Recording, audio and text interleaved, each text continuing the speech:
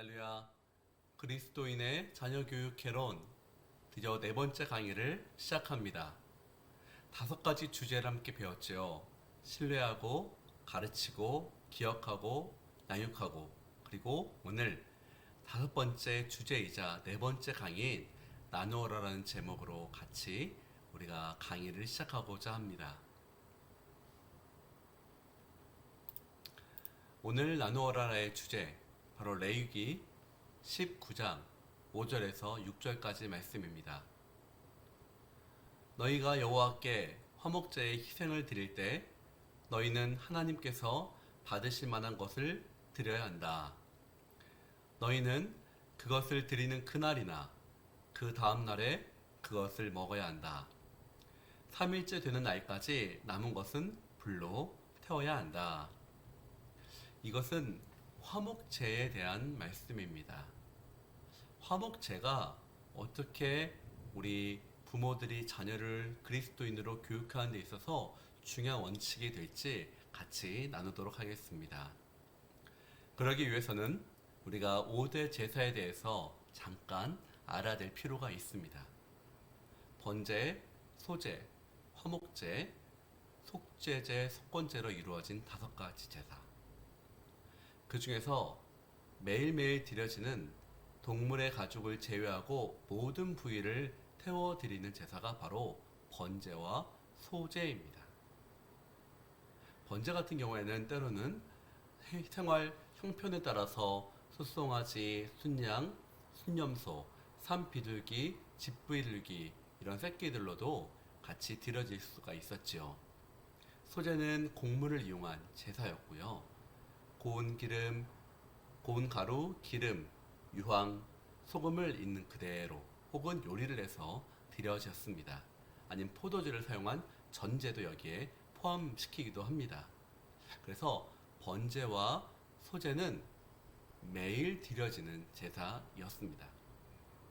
자, 그리고 매일 드려지는 제사는 아니었지만 자원제 혹은 서원제와 같이 하나님과 사람 사이의 평화를 위해서 드려지는 제사가 있었는데 그것이 바로 화목제였습니다.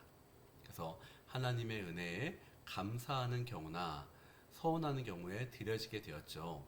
소나 양, 염소 등을 사용하되 암수 모드를 사용할 수 있었습니다. 그리고 우리의 죄를 용서하는 데 필요했던 바로 속죄제가 있었습니다. 드리는 제물은 신분에 따라 달랐고요.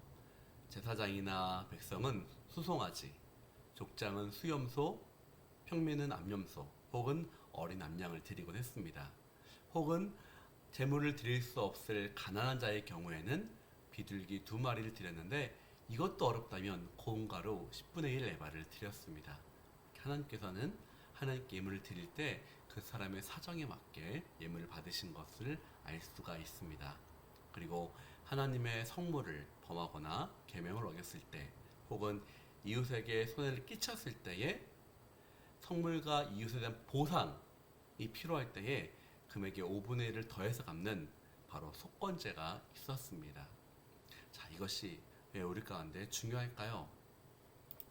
전 이 중에서 아까 잠깐 말씀드렸던 매일 예배를 드려야 되는 바로 번제, 소제, 그리고 전제를 지금의 관점에서는 어떻게 하면 좋을까를 생각을 해보았습니다.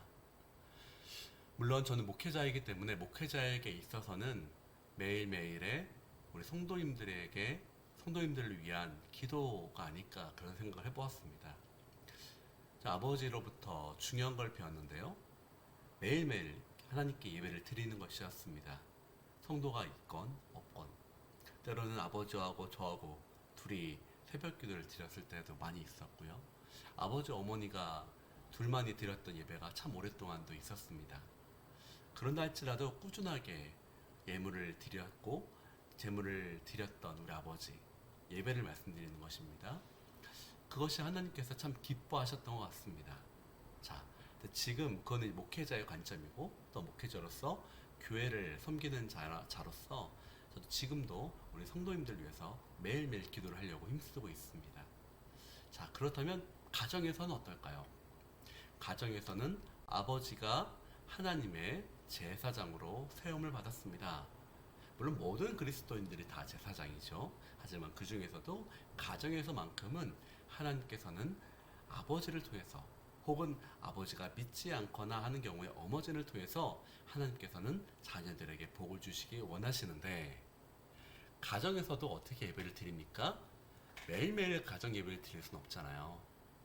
그렇기 때문에 저는 권면해 드리는 것은 다른 방법으로 예배를 드려보는 것은 어떨지 한번 권해드립니다. 자원제는 아까 말씀드린 대로 화목제에 대한 것인데요. 자, 그렇다면 이 자원제도 어떻게 하면 나의 자녀들과 같이 드릴 수 있는가? 한번 생각해보는 시간 가지시기를 부탁드립니다. 자, 이것을 이해하기 위해서는 화목제물의 특이한 바로 방법과 특징을 기억해야 됩니다. 제물의 가슴 부분과 오른쪽 뒷다리는 제사장에게 드렸습니다.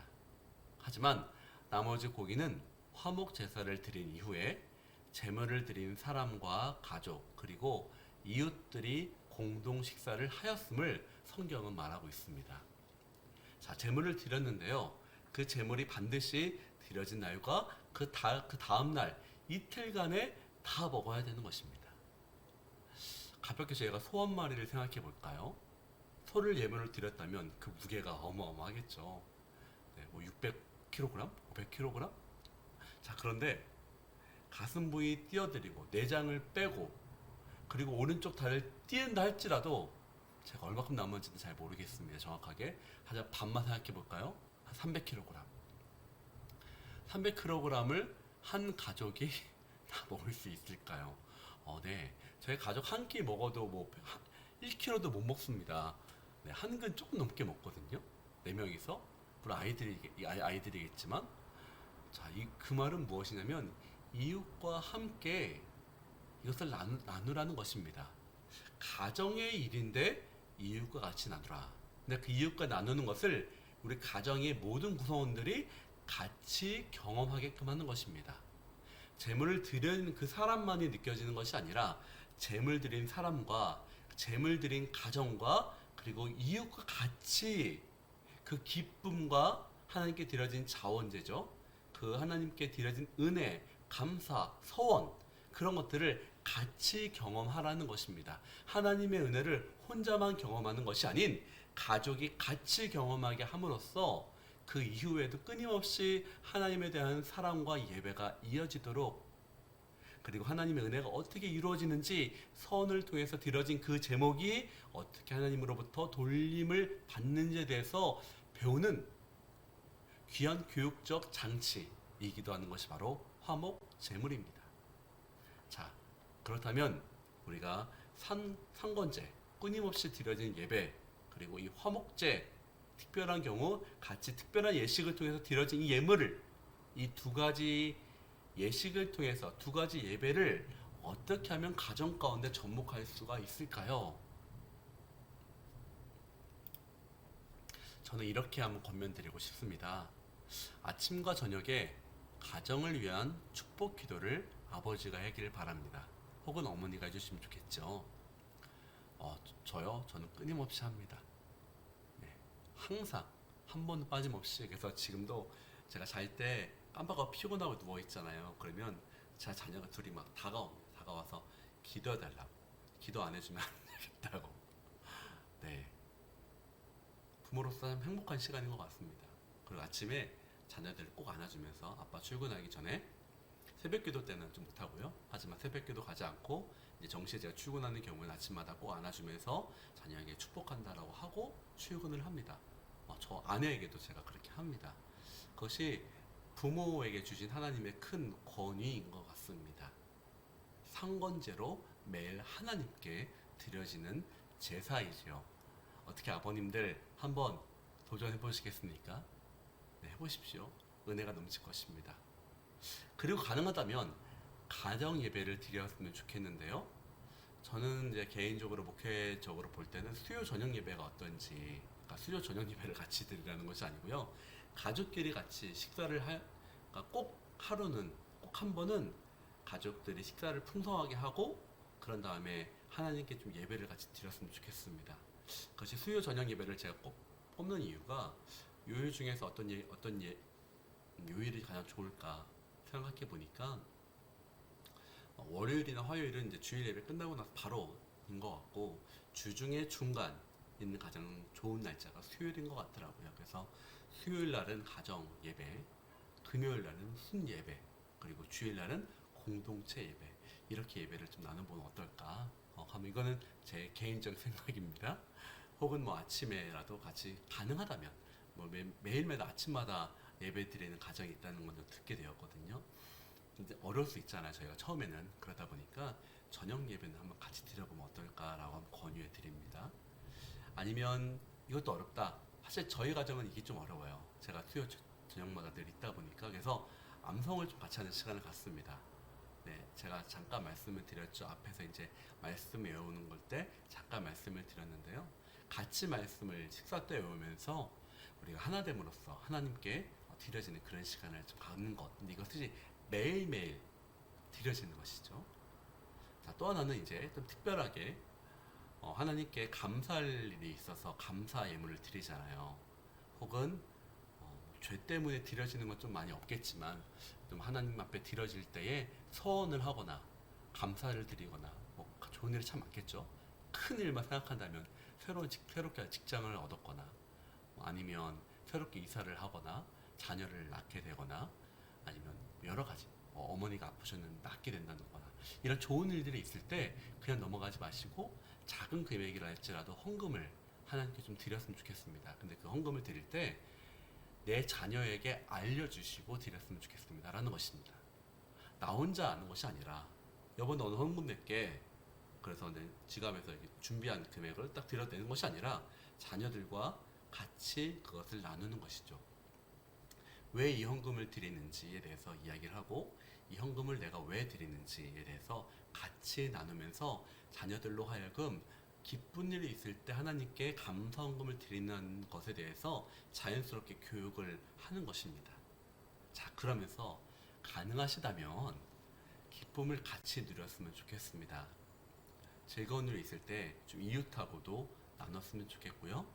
어려운 이웃에게 선교지에게도 좀 이것을 전해드리는 그렇게 되면 어떨까요? 저는 통장이 두 가지가 있는데요. 하나는 사례금을 받으면 어떤 통장이냐면 헌금 통장. 사례금을 주시잖아요. 교회에서 주시면 바로 11조를 띄어서 저는 이제 바로 통장에서 이체를 교회에다 바로 합니다. 그렇게 하고요. 또 하나는 이제 그 사례금 외에 특별하게 들어오는 것들이 있습니다. 외에 가끔씩 들어오는 것들이 있는데요. 그 외의 금액들에 대해서도 따로 모아둡니다. 그래서 이 금액을 어려운 사람들을 도울 때 사용합니다. 물론 이제 별도의 헌금은 또 별도로 드립니다. 하지만 일부러 헌금을 또 다른 헌금을 만드는 거죠. 그래서 때론 이것으로 같이 이웃과 나누기도 하고요.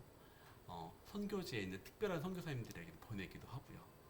그렇게 함으로써 우리 가정 가운데 끊임없이 하나님이 보내주신 것들을 흘려보낼 수 있도록 계속 이걸 둡니다. 그것을 같이 하라고요.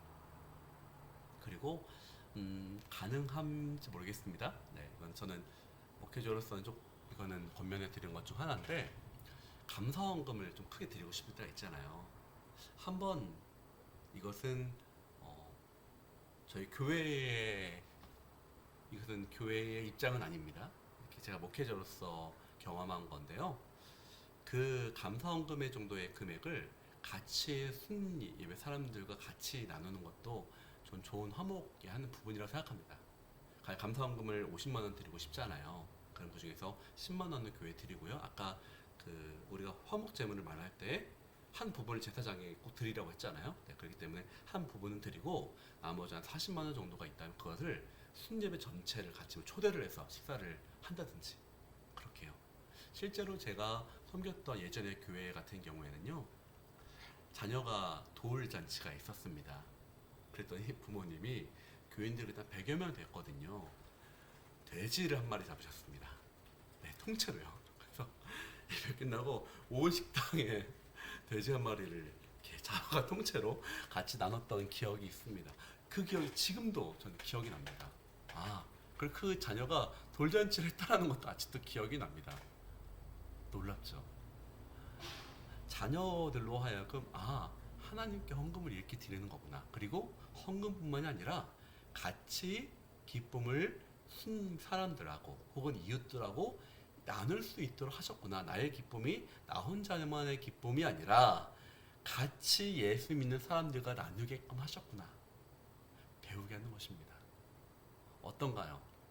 이렇게 자녀 교육을 한번 해보시는 것은 어떨지 권면해 드립니다.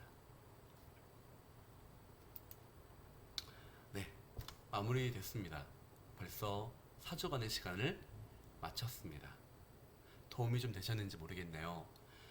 저도 이 4주간 동안에 제가 이제까지 읽었던 자녀 교육들, 그리고 성경에 나온 중요한 원리들을 많이 고민하고 또 압축하면서 나는 어떻게 하고 있나, 솔직히 완벽하게 못하고 있는 경우도 있습니다.